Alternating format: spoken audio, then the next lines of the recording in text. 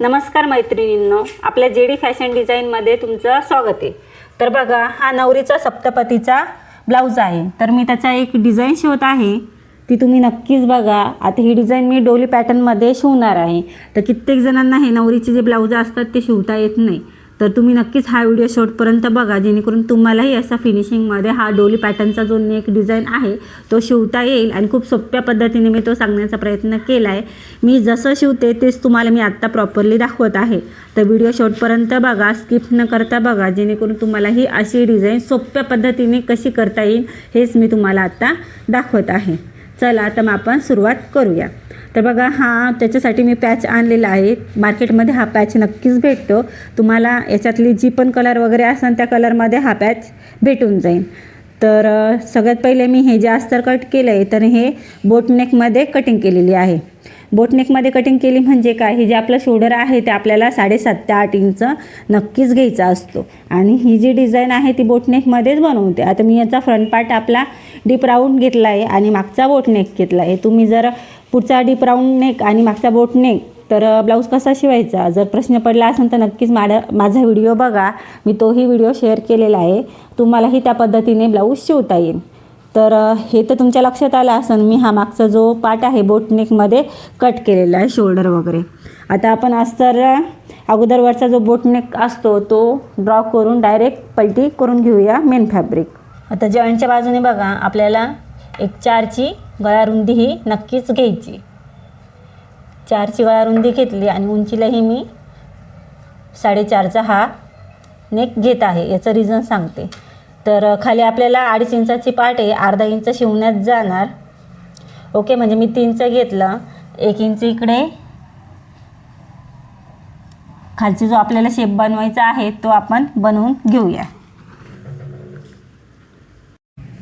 तर बघा, आपला हा जो वरचा गळा आहे आपण डायरेक्टली बनवून तो पलटी करून घेणार आहे। त्याच्यासाठी आपल्याला गळा रुंदी घ्यायची आहे 4ची आणि उंचीलाही आपण 4च घेऊया। आता एक बॉक्स बनवून घेऊया। हा राऊंड शेप आपण बनवूया।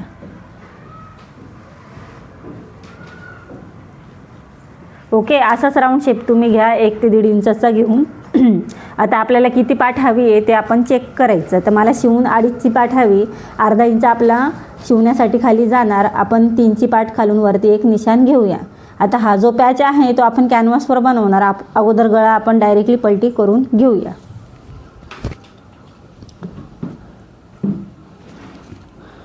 याही साईडने आपण तो आकार ड्रॉ करून घेऊया।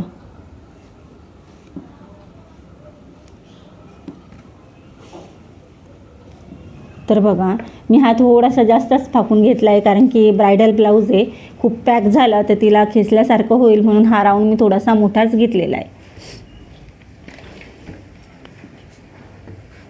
आता हे मेन फॅब्रिक सरळ ठेवायचं।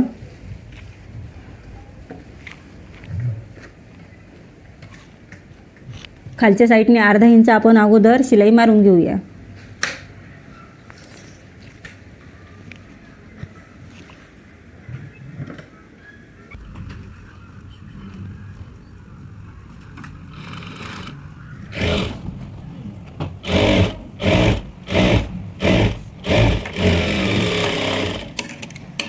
आता हा जो गळ्याचा शेप आहे त्याला असं ठेवून एक सेंटर शिलाई मारू, मग गळ्याचा शेप आपण शिवून घेऊया।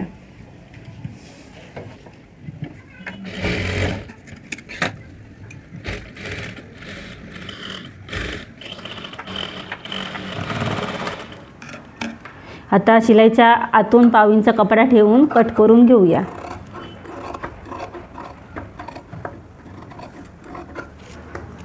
तर नॉर्मली आपल्याला छोटे छोटे कट मारायचे आणि हे फॅब्रिक आपल्याला पलटी करून घ्यायचं आहे।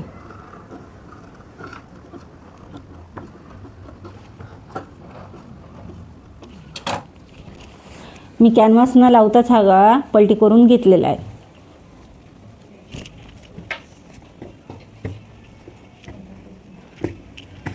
बघा, एकदम फिनिशिंग आपली छान आली। तुम्ही जे पण कट मारणार ते व्यवस्थित मारा, जेणेकरून हा गळा व्यवस्थित असा पलटी होणार। आता खालची शिलाई एकदा आपण मारून घेऊया, दाब शिलाई।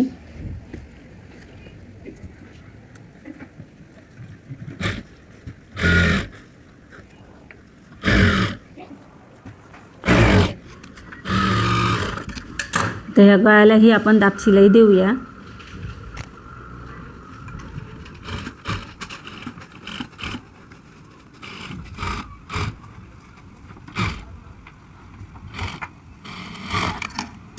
आता किनार आपली सगळी शिवून घेऊया.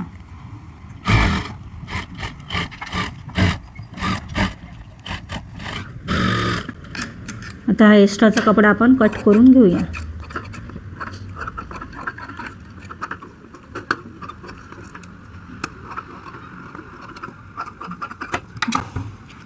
आता बघा, तुम्हाला जेवढी पाठ हवी असेल, आता मला जी ब्लाऊजची हाईट आहे खालच्या पाठची ती 2.5 इंचाची, तर मला शिवून 2.5 इंच हवं आहे. आणि वरच्या साईडने आपल्याला ह्या गळ्याच्या बाजून अर्धा इंच जरी तुम्ही सोडला किंवा 1 इंचाचा डिफरन्स ठेवा, लेस वगैरे दोन्ही साईडने आपल्याला अटॅच करता येईल. तर दोघांचा पॅच बघा 7चा होतो आहे. आपण हा पॅच बनवणार, हे लावणार, नेट लावणार, तर अजून खाली हाईट घेतली तरीही चालेल.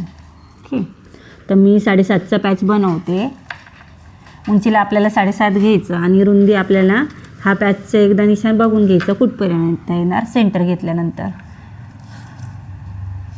आहे 5चा, म्हणजे ह्या साईडने 1 इंच, ह्या साईडने 1 इंच, आपल्याला 7ची रुंदी तरी आपल्याला बॉक्स बनवण्यासाठी घ्यावा लागणार, जेणेकरून हा शेप आपला व्यवस्थित त्यात अटॅच होईल. दोन्ही साईडनी व्यवस्थित असं मार्जिन उरेल. तुमचा जो पण पॅच असेल तो तुम्ही असा चेक करायचा आणि सेंटरला ठेवून दोन्ही साईडने आपल्याला किती मार्जिन हवी आपण ते चेक करून शेप बनवूया. तर बघा 7चं मी रुंदीला घेत आहे खालच्या साईडनी, जेणेकरून हा शेप आपला प्रॉपरली यात बसेल. आता कॅनव्हास घेऊया. तर बघा, जॉईंटच्या बाजून मी 3.5 घेतले, वरच्या साईडनेही 3.5 घेतले आणि उंचीला मी 7.5चा बॉक्स बनवणार आहे. तर हा बॉक्स आपण पहिले बनवून घ्यायचा, जेणेकरून आपल्याला शेप व्यवस्थित असा बनवता येईल. ओके, तर बघितला हा बॉक्स मी कसा बनवला. तर एक सरळ राऊंड घेऊन, हा राऊंड देऊन, पुन्हा असा राऊंड देऊन हा थोडासा मंदिराचा शेप आपण बनवणार.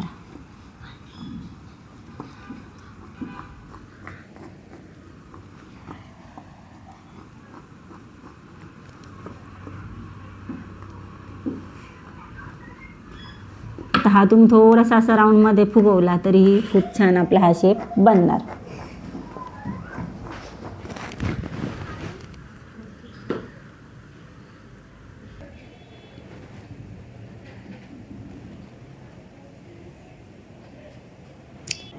तर बघितला मी शेप कसा बनवला. तर तुमच्या हाईटनुसार, माझ्या हाईटनुसार बघा, मी 3चा एक सरळ लाईन मारली आणि हा थोडासा राऊंड घेऊन असा पुन्हा 2 असे छोटे छोटे राऊंड बनवले आणि वरती कळसासारखा शेप दिलेला आहे. तर ह्याही साईडने आपण तसंच नेक ड्रॉ करून घेऊया.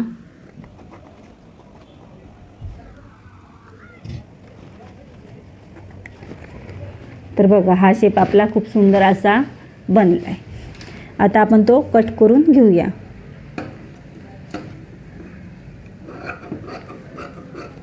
एक इंचांनी साईडनी कट करायचा.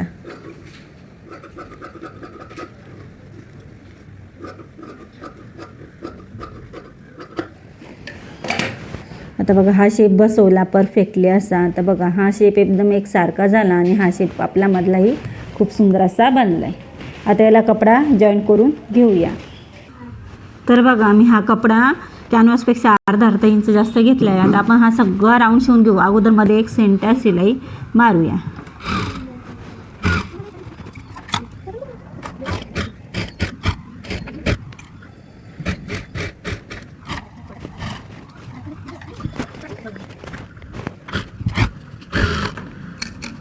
बघा, हा कपडा आपण शिवून घेतला. एक्स्ट्राचा शिलाईपेक्षा जास्तीचा कपडा आपण हा कट करून घ्यायचा एक सारखा असा.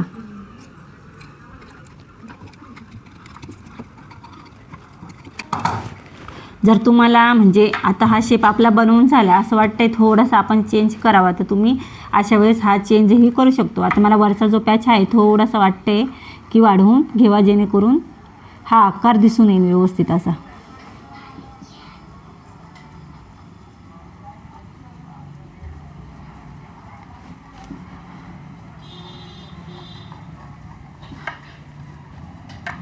आता हे डिपेंड करतं आपल्या जी ब्लाऊज आहे म्हणजे साईज किती साईजचा आहे, तर हा 34 साईजचा ब्लाऊज आहे. तर जेवढा शेप जो आहे तो कम्फर्टेबल आहे.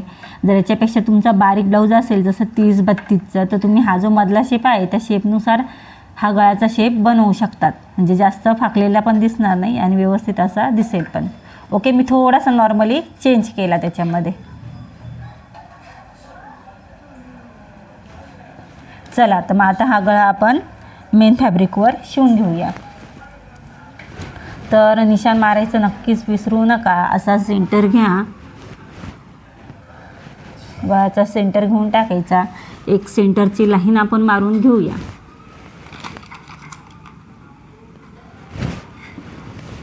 बघा, मी सेंटरची लाईन मारून घेतली. ती चॉकनीस मारा. असं करायचं बिलकुल विसरू नका.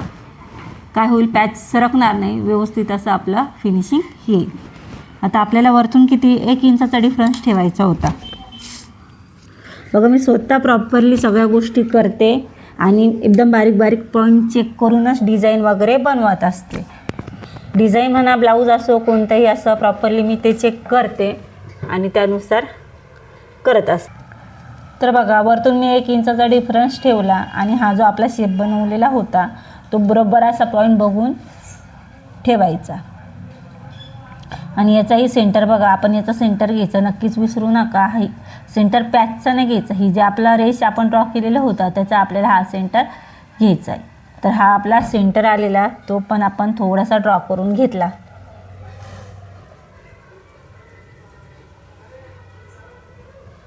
बघितलं, जर तुमचा थोडासा इकडे तिकडे झाला तर सेंटर नक्कीच चुकेल. आता सेंटरला आपण एक शिलाई मारून घेऊया.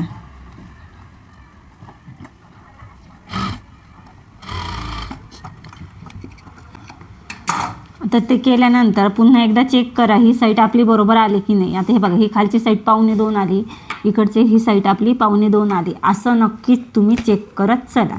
आता आपण जे ड्रॉ केलं आहे त्याच्यावर शिलाई मारून घेऊया.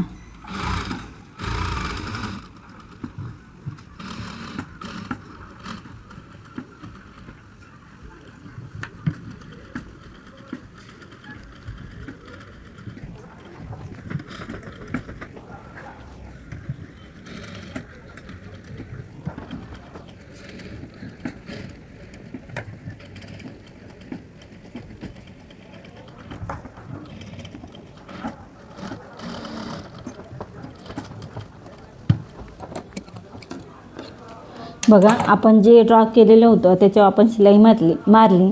आता जी शिलाई मारलेली त्याचा 1.5 इंच कपडा ठेवून हा पॅच आपण कट करून घेऊया.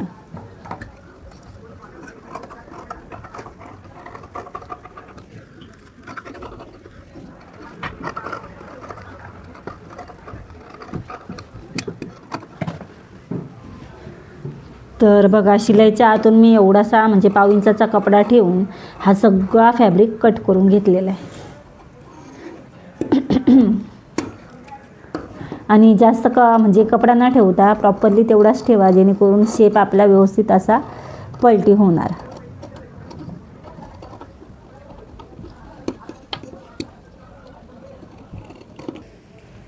ओके, आपण आता थोडेसे नॉर्मली कट मारूया. तर कट व्यवस्थित असे सगळीकडे मारायचे.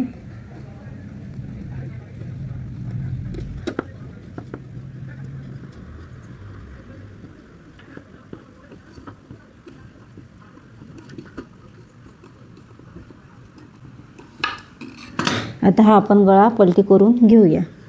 तर कोणी नक्कीच चेक करा. कोणी चेक केल्यावर तुम्हाला असं वाटतं हा पलटी नाही होणार तर नॉर्मली अशी कट मारून घ्या व्यवस्थित.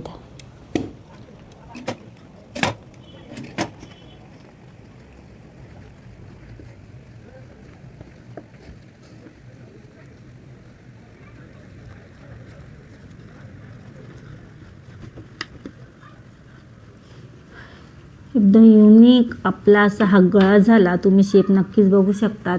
आणि जे पॉईंट आपण काढलेले होते तेही आपले व्यवस्थित असे निघाले आहे. जर असं तुम्हाला वाटलं का हे पॉईंट निघाले नाही तर मी कैचीच्या साह्याने हे टोक व्यवस्थित असं काढू शकतात.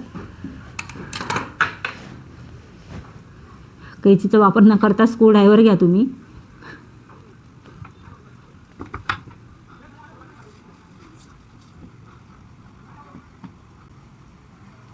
बघा आपले हे पॉईंट पण किती सुंदर एकदम ॲक्युरेट असे बनलेले. आता आपण याच्यावर दाब शिलाई देऊया आणि लेस लावून घेऊया. आता लेस लावण्या अगोदर आपण याला नेट फॅब्रिक अटॅच करून घेऊया.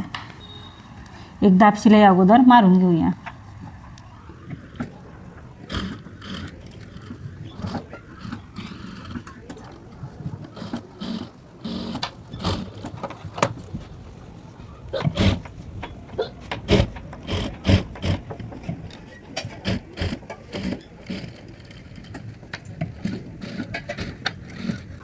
तर बघा असं नेट घेतलं आहे पातळमधलं. आपल्याला जेवढं लागतं पहिले व्यवस्थित असं ठेवून घ्या जेणेकरून ते हलणार नाही.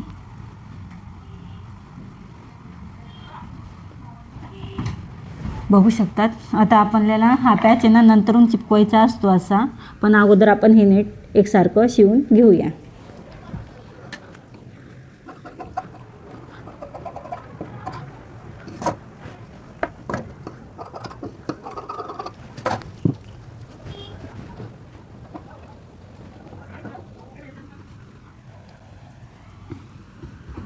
प्लेन असं करायचं आणि व्यवस्थित शिवून काढूया. एक टाचन पेन अगोदर त्याला मारून घ्या जेणेकरून हा नेट गोळा होणार नाही.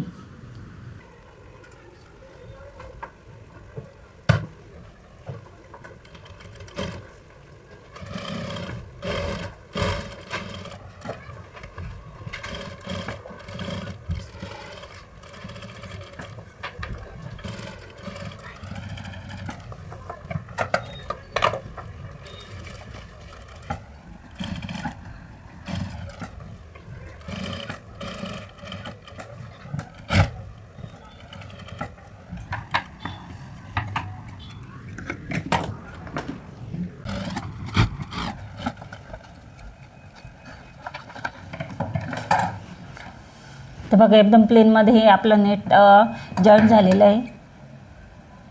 तुम्ही हे सेम अशाच पद्धतीने प्लेनमध्ये हे नेट बसवण्याचा प्रयत्न करा. आता हे खालच्या साईडने आपल्याला जेवढं पाहिजे तेवढं नेट ठेवूया आणि बाकीचं नेट कट करून घेऊया.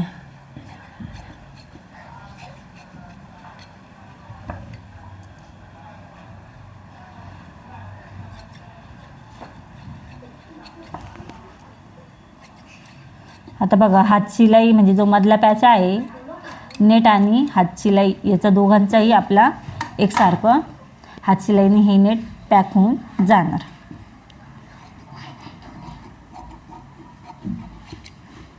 तर तुम्ही उलटी फिनिशिंग पण बघू शकता. एकदम प्रॉपरली अशी आपली ही फिनिशिंग आहे. आता आपण याला लेस लावून घेऊया.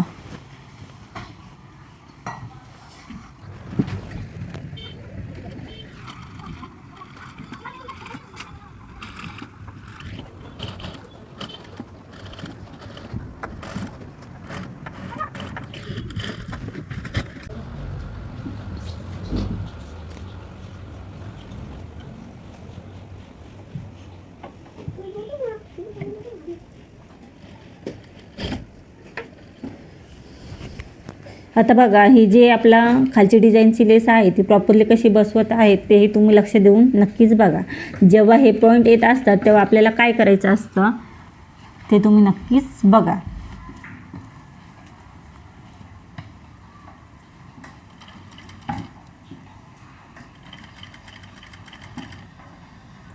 पूर्ण त्या पॉईंटपर्यंत ठेवायचं. त्याच्यानंतर मशीन अशी उचलायची. हा पॉईंट आपल्याला जसा शेप आहे त्या शेपनुसार आपल्याला ही लेस फिरवून घ्यायची. आता ही स्टोनवाली लेस आहे, थोडासा कोना त्याचा वरती येणारच, पण तुम्ही असंच करून ती लेस बसवण्याचा प्रयत्न नक्कीच करा.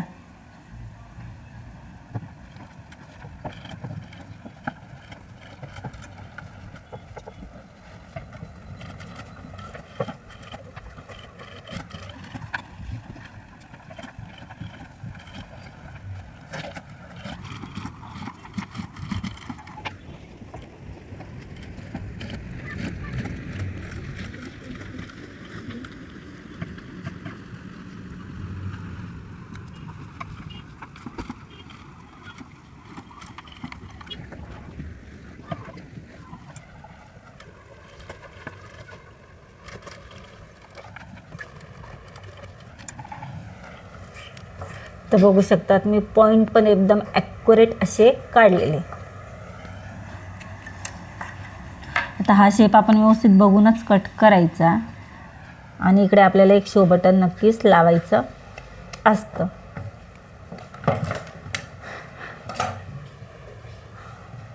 खूप नॉर्मली आपण एकदम स्लो मोशनमध्ये ही लेस लावलेली आहे. आता हा जो पॅच आहे आपल्याला असं फक्त जे गम असतो बघा आपल्याला पॅचवर चिपकवायला, तो गमने आपल्याला हा पॅच इकडे चिपकवून द्यायचा आहे. आता ही जी लेस उरलेली आहे तर मी ती लेसही खालच्या साईडने लावून देते. बघा कमरेच्या साईडने ही लेस लावली तर अजूनच हा पॅटर्न आपला खूप सुंदर असा बनेल. पण सगळ्यात अगोदर आपण आता टक्स मारून घेऊया, मग ही लेस वरच्यावर लावूया. आता बघा मागच्या साईडचे टक्स किती अंतरावर घ्यायचे तेही तुम्हाला सांगते.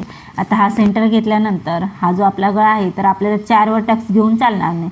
थोडासा लांब असा टक्स घ्यायचा. तर 5.5वर मी अंतर घेऊन दोन्ही साईडनी टक्स मारत आहे. आणि टक्स जास्त उंचीला नका घेऊ, फक्त 3चा घेतला तरीही चालेल, कारण की ही डिझाईन आपली मग खराब होणार नाही. पण टक्स नक्कीच घेत चला. कित्येक जण काय करतात, हे पॅचवर्क ब्लाऊज बनवले का असे त्याला टक्स घेतच नाही. त्याने काय होतं, मागची साईड ही वरती उचलल्या जाते. म्हणजे असं बोलतात ना की ब्लाऊज मागच्या साईडनी वरती झालं आहे डिझाईनवालं. तर याचं रिझनच आहे का जर तुम्ही हे टक्स दिलेच नाही तर ब्लाऊज हे नक्कीच वरच्या साईडनी उचकल्यासारखं दिसेल.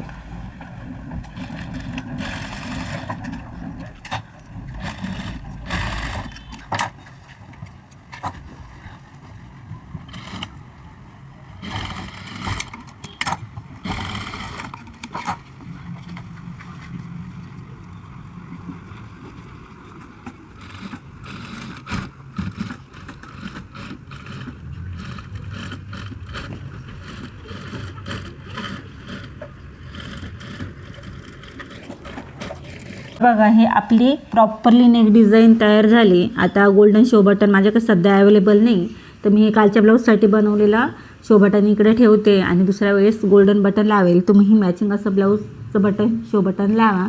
आणि हा पॅच जो आहे तो स्टिक असतं आपलं फेविकॉलसारखं, त्याच्याने मी हे चिपकवणार आहे. तर कशी वाटली ही डिझाईन, तुम्हाला जर हे चिपकवायचं कसं ही टूप माहिती नसेल तर नक्कीच माझे व्हिडिओ बघा, त्यात तुम्हाला नक्कीच ती टूप सापडून जाईल. तर खूप सोप्या पद्धतीने मी सांगण्याचा प्रयत्न केला आणि ही डिझाईन मी तुमच्याशी शेअर केली. तर तुम्हाला ही डिझाईन कशी वाटली, आवडली तर नक्कीच लाईक करा, शेअर करा, सबस्क्राईब करा आणि सेम माझ्या पद्धतीने step by step he design तुम्ही नक्कीच बनवा. तर आज सकाळीच माझ्या जे यूट्यूबचे नवीन मैत्रीण आहे त्यांनी मला कमेंटमध्ये सांगितलं की ताई तुम्ही खूप छान शिकवता आणि तुम्ही आम्हाला नेक डिझाईन पण शिकवा. तर बघा नेक डिझाईन तर मी भरपूर करत असते, पण काय होतं माझ्याकडे तेवढा टाईम अवेलेबलच नसतो. तर आता हे नवरीचं ब्लाऊज आहे, नवरीचं लग्न आहे 6 तारखेला, इन 2च दिवस माझ्याकडे बाकी आहे. त्याच्यामुळं तरी मी प्रयत्न केला आणि ही डिझाईन तुमच्याशी शेअर केला. तर कसा वाटला ही डिझाईन नक्कीच कमेंटमध्ये सांगा आणि व्हिडिओ बघितल्याबद्दल थँक्यू.